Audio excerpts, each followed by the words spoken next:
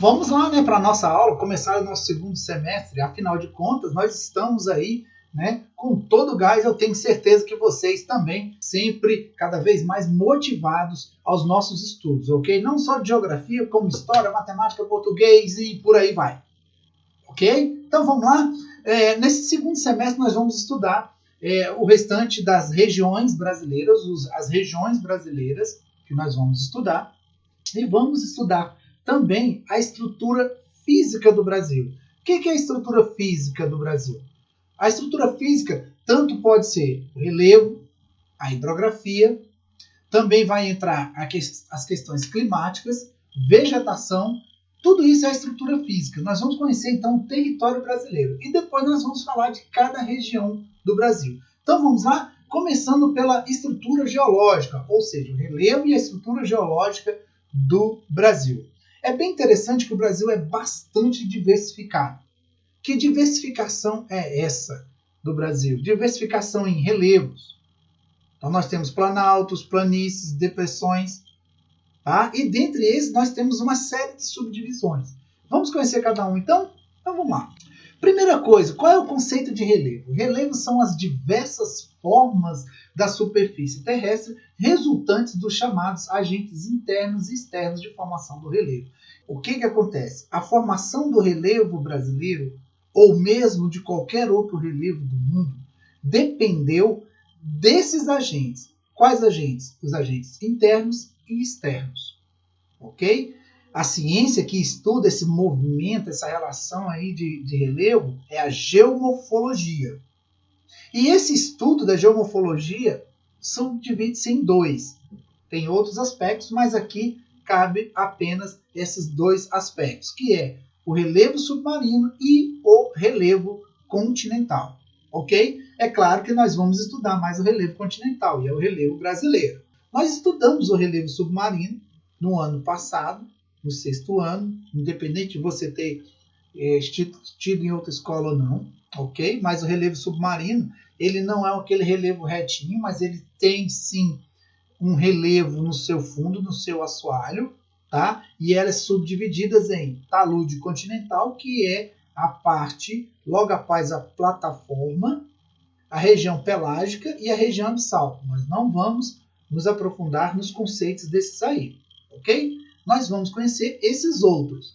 Planície, planalto, depressão absoluta, que é abaixo do nível do mar, montanhas, depressão relativa e serras, dependendo da situação aí que nós vamos ver. Certo? Certo. Então, o relevo é dividido em montanhas. Um aspecto básico da montanha é saber se essa montanha tem mais de 3.000 metros. Sempre me perguntam, professor, mas qual é a diferença? 3.000 metros. Opa, olhou, tem mais de 3.000 metros, pode ser montanha? Pode. Mas pode ser morro? Pode. Uma diferença básica das montanhas é, a montanha você precisa escalar. O morro, a serra, não. Guardem isso aí, tranquilo? Planaltos, superfícies irregulares com altitudes acima de 300 metros, onde o processo de erosão é maior que o processo de sedimentação. Então nós temos o platô do Planalto e nós temos a parte rebaixada. Há uma grande erosão, os sedimentos que aqui estão, ó, vão para as partes mais baixas. Por isso que o Planalto é bem característico de uma situação erosiva, ok? A planície, superfícies mais planas, altitudes inferiores, até 100 metros, mas pode chegar a 300, dependendo aí dessa região, e onde o processo de sedimentação é maior. A planície, ela acumula os sedimentos.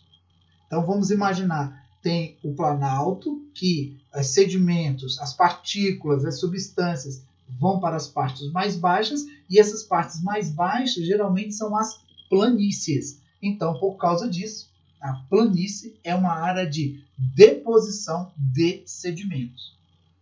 Depressão. Depressão são áreas mais ou menos planas, que sofreram prolongados processos de erosão. Vamos imaginar um planalto, porém esse planalto em seu meio tem uma rocha mais macia. Então ele foi desgastando, foi desgastando, foi desgastando, até virar uma depressão. A área de acúmulo de deposição, ela tem um pequeno acúmulo, mas ela desgasta mais. Ela vai mais para outras regiões. Então, geralmente são levados por rios, ok? As altitudes variam entre 100 e 500 metros, essas depressões. Geralmente a depressão tem uma forma de bacia. Então, o espaço brasileiro releva a estrutura geológica. Veja aqui, ó, o planalto, lá em cima, acima de 500 metros, mas pode variar, acima de 500 metros, entre 300 e 500. E no caso nosso aqui, Planalto Central Brasileiro, 1.100, 1.300 metros, o ponto mais alto. 1.342 metros, bem ali, na posição em que eu estou, ok? Perto de Brasilândia tem um ponto mais alto ali, ok? A escarpa, que é uma característica do Planalto. A depressão, veja que ele não acumula, diferente da planície que ele acumula, ok? E as serras. Professor, a montanha parece mais baixa do que a serra. Aqui, veja que foi feito um corte nesse bloco diagrama. Então, muito provavelmente, se nós continuássemos esse bloco, ele ia até lá em cima. Mas, como estamos tratando de relevo brasileiro, nós não vamos falar das montanhas. Por quê? A formação de montanha, ela tem uma origem. E essa origem não é característica do Brasil. Já eu falo sobre isso. Olha aí, ó. O relevo brasileiro caracteriza por ser bastante antigo e com baixas altitudes. Por que isso acontece? Isso acontece porque o relevo brasileiro é bastante antigo. O relevo brasileiro é bastante antigo, então ele passou por um grande processo erosivo, certo? Então ele tinha aquelas grandes montanhas, foi erodindo, e foi baixando. Tanto é que nós vamos ver que a estrutura geológica do Brasil tem altitudes modestas. Modestas. Nós não temos altitude maior do que 3.000 metros aqui no Brasil. Temos dois grandes picos, o Pico da Bandeira e o Pico da Neblina, porém eles ficam abaixo de 3.000 metros. Essa atividade provocou baixas altitudes, estão diretamente relacionadas aos agentes internos e externos da formação do relevo. Vamos conhecer cada um deles, então? Os agentes internos. Lembra quando eu falei do processo de formação de montanhas? Essas montanhas, elas podem ter formação principalmente tectônica e vulcânica. O que é o tectonismo? Esse tectonismo é o encontro das placas tectônicas. Então, quando há a convergência das placas, ela forma a montanha. Mas nós não temos convergência de placas tectônicas aqui. E por não termos essa convergência de placas tectônicas, consequentemente, nós não vamos ter montanhas aqui no território brasileiro. E por que nós não temos montanha? Está aí a explicação. Por estar localizado no centro da placa tectônica sul-americana, o Brasil apresenta relativa estabilidade geológica. O que significa? Que nós não temos nem formações montanhosas recentes, por causa da convergência de placas tectônicas, ou vulcanismos. Tranquilo? Professor, mas eu já vi terremotos por aí, Montes Claros, no Ceará, até na Amazônia. O que nós temos são pequenos abalos sísmicos, que são reflexos de abalos sísmicos de terremotos lá na Cordilheira dos Andes, ou mesmo de rochas que estão no subsolo brasileiro. Tenta imaginar uma rocha do tamanho do Distrito Federal. Existem rochas até maiores que essas. Essas rochas lá no subsolo, lá no fundo, a 10, 15 quilômetros. Essas rochas estão juntas. Então elas ficam se movendo. Se ela se mover 3 centímetros, gente, causa um grande abalo sísmico assim, aqui em cima. É por isso que nós temos abalos sísmicos e não terremotos. Continuando. O que nós temos no nosso litoral é a Serra do Mar, da Mantiqueira e do Espinhaço. Essas são originadas por movimentos tectônicos, porém orogênicos. O que são movimentos orogênicos? Vamos lembrar lá do ano passado. Ó, afastamento. Quando se afastou, ó, as serras que estavam se formando através do processo erosivo, elas começaram a ficar tipo caroçudas ali, ok? E aí se formou dessa maneira. Isso há mais ou menos há 2,5 bilhões de anos atrás. Por isso que nós estamos falando que o nosso território é bastante antigo. Daí vem os nomes chamados escudos cristalinos, que a gente vai ver já já. Então tá aí um conjunto de serras do Brasil, de formações. Vejam que elas não são tão altas. Ah, professor, mas quando estou viajando eu vejo uma montanha. O que você vê é serra ou morro. Montanha não. Beleza? Ah, mas minha mãe, meu pai, meu tio, meu vovô, meu cachorrinho fala montanha. Você vai corrigir? Claro que não, não é verdade? Você não vai corrigir. Então, você já sabe que, cientificamente falando, aqui no Brasil nós não temos grandes montanhas. Mas você vai mudar todo um contexto? Não, mantenha isso aí. Joinha? Continuando. O que são os agentes externos? Esses sim agiram sobre o território brasileiro. Esses sim. Os agentes externos caracterizam basicamente pela ação das águas e dos ventos sobre as diversas formas de relevo. Então, o vento é constante. Os ventos são constantes, eles não param. Então, daí vocês veem o tanto que os ventos trabalham e modelam a estrutura do território brasileiro. Ok? A atuação desses agentes está diretamente relacionada ao intemperismo e à formação dos solos.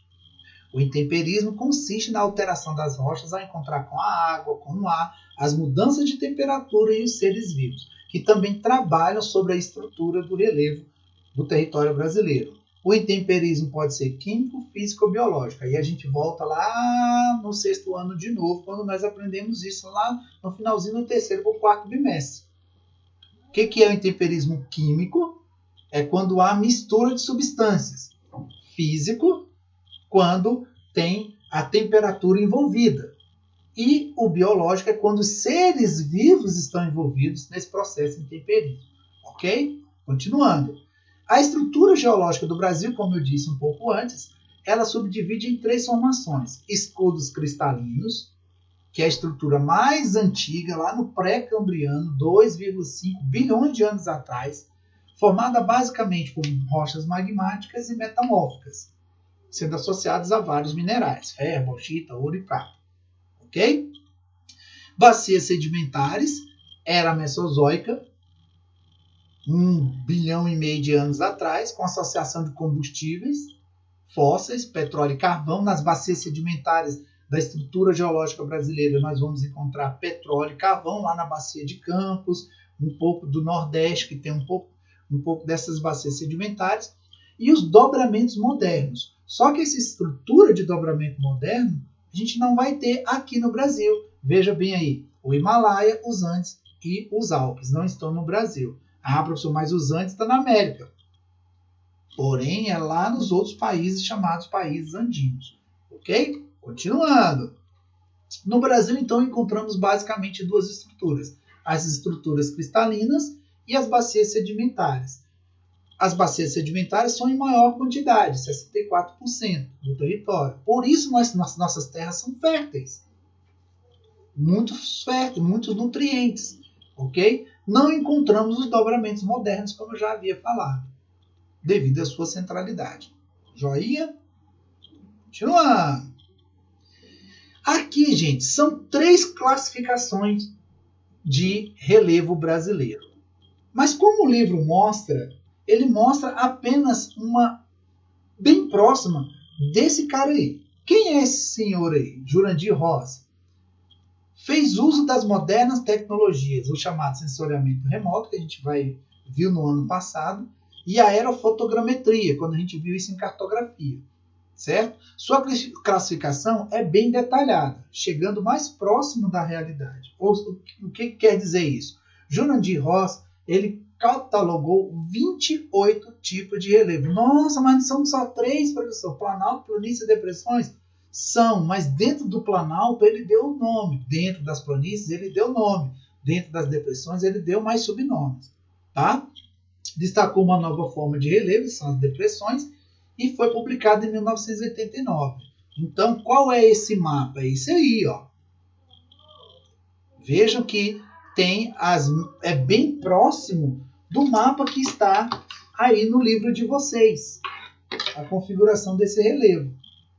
28 partes, olha aí, a 28ª aqui, ó. Bem semelhantes, as planícies em verde, ó. Ok? Só isso, galera.